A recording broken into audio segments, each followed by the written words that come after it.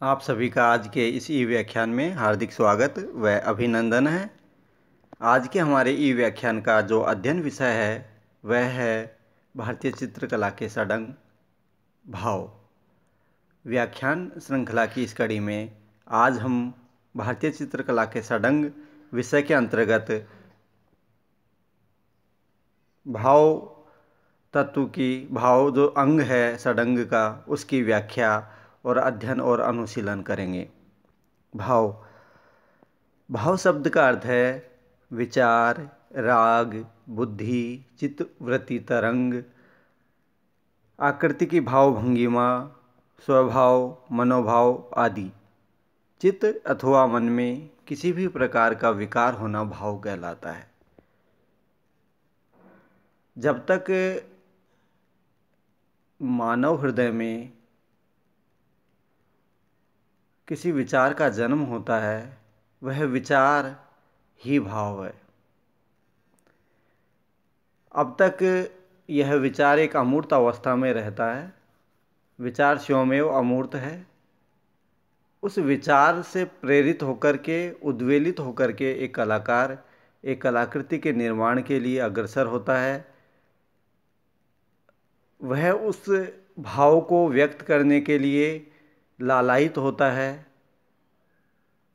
वह उस उद्विग्नता से उस भाव को महसूस करता है कि जो कलाकार का भाव जो उसके अंतःस्थल में उसके मस्तिष्क में जन्म लेता है वह भाव अब सार्वजनिक होने के लिए उस प्रकट करने के लिए कलाकार उसको लालायित रहता है और उस अव्यक्त भाव को वह अभिव्यक्त करना चाहता है। चित्रकला में यह अभिव्यक्ति चित्रों के माध्यम से रूपप्रद आकारों में रंगों के सहारे से रेखाओं के सहारे से स्पष्ट होती है। कला में हमेशा भावों की प्रधानता रही है। भाव चित्रण अर्थात अंतः प्रकृति का अंकन भारतीय चित्रकला की सर्वप्रधान विशेषता रही है। हमेशा हर अभिव्यक्ति के दो पक्ष होते हैं, भाव पक्ष व कला पक्ष। कला पक्ष किसी भी जो एक सृजन है उसका बाह्य आवरण होता है और जो भाव पक्ष है उस सृजन का एक आंतरिक पक्ष होता है। ये बाह्य और आंतरिक दोनों पक्ष मिलकर के एक कलाकृति के सौंदर्य को द्विगुणित करते हैं। उसमें आंतरिक सौंदर्य प्राणों का संचार करता है तो फलतः यह भाव पक्ष यहाँ एक तरह से कला का प्राण है। जो भाव पक्ष है वो निष्प्राण या निर्जीव जो आकार होते हैं उनको जीवन प्रदत्त करते हैं, उनको प्राणवान बनाते हैं और एक शक्ति एक ऊर्जा से संवृत्त करते हैं उन आकारों को। जो आकार वास्तव में निर्जीव होते हुए भी हम तक सजीव रूप में अपनी बात कहते हैं, अपने भावों को व्यक्त करते हैं, हमसे दर्शक से संवाद स्थापित करते हैं वो आकार। और यह जो कला का आंतरिक पक्ष है जो भाव पक्ष है उसकी ही शक्ति है कि वह उन आकारों को निर्जीव आकारों को जो जड़ आकार हैं उनको चेतन सत्ता प्रदान करते हैं और ये निर्जीव आकार एक दर्शक से सहृदय से संवाद स्थापित करते हैं और यह संवाद ही उन निर्जीव आकारों को कलाकृति को प्राणवान बनाती है, उनमें जीवन ऊर्जा का संचार करती हैं। मस्तिष्क जो है साधारण अवस्था में उसी तरह रहता है जैसे कि मिट्टी के बर्तन में स्वच्छ पानी रहता है अथवा लहर रहित विशाल समुद्र की भांति। जब तक मंद मंद वायु नहीं चलती पानी में कोई लहर नहीं उठती। आपको यह अवश्य पता है कि जैसे विशाल समुद्र है उसमें मंद मंद हवा जो चलती है उसी से लहरें उठती हैं। ठीक उसी तरह से मानव मन मानव अंतःस्थल एक तरह से ठहरे हुए विशाल समुद्र की भांति है। यह विचार उसमें तरंगों का कार्य करती है और जब एक विचार का जन्म मानव के अंतःस्थल में होता है, कलाकार के अंतःस्थल में होता है, तो वह एक तरह से कलाकार के हृदय को लहरों से आप्लावित करने का कार्य करती है। और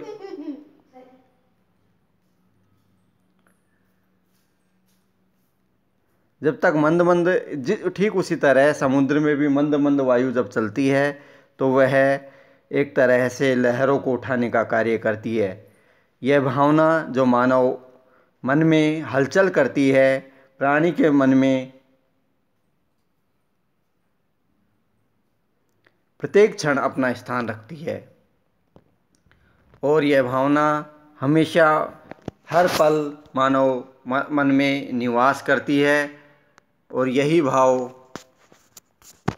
कलाकार को, यही विचार एक कलाकृति की ओर प्रेरित करता है। भारतीय कलाकारों ने भावों को प्रकट करने के लिए अनेक उपाय काम में लिए हैं। चेहरे पर शांति का भाव लाने के लिए भारतीय कलाकार ने अंडाकार चेहरे का प्रयोग किया गया। चंचलता के लिए पान के आकार का चेहरा बनाया जाता है। इसी प्रकार चंचल आँखों को चंचल मछली के समान, भोली आँखें हिरण जैसी और शांत आँखों को कमल की कली की जैसी बनाया जाता है, चित्रित किया जाता है। शांत भाव वाली आकृतियों को सभंग कहा जाता है।